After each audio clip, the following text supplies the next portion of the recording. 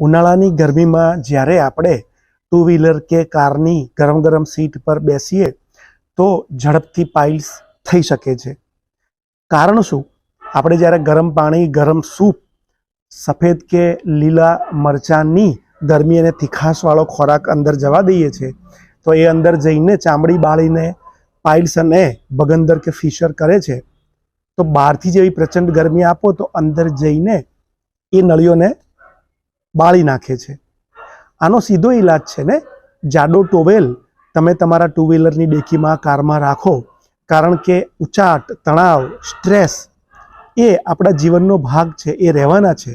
પરંતુ આવી નાની નાની વસ્તુઓને જ્યારે આપણે નિગ્લેક્ટ કરીએ છીએ ત્યારે એ મોટું રૂપ લે છે અને પછી જે તકલીફ પડે છે એમાં શરીર કેટલો ટેકો આપશે?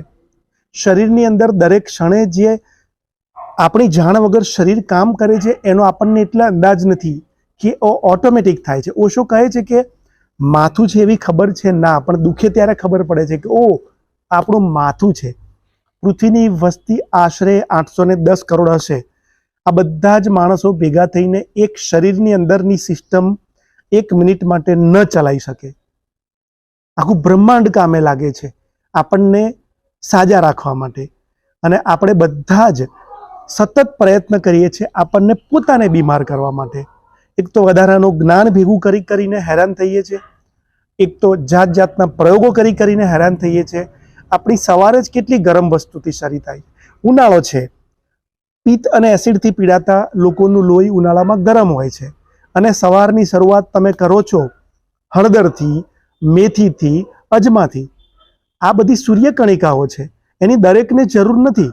12 માસ જેમને કફ હોય એ લોકો સાચવીને થોડો પ્રયોગ કરે તો બરોબર છે. પરંતુ આપણે તો કોરોનાથી વધારે પડતા જ્ઞાની અને જાગેલા થઈ અને હવે આ બધાની પાછળ પડી ગયા છીએ. આરોગ્ય આપણી અંદર છે, એના માટે આપણે પ્રયત્ન કરવાનો છે. જાત જાતના ઘરની અંદર રહેલા ઉપચારોને પણ ગળે વળગાડીને નથી ફરવાનું.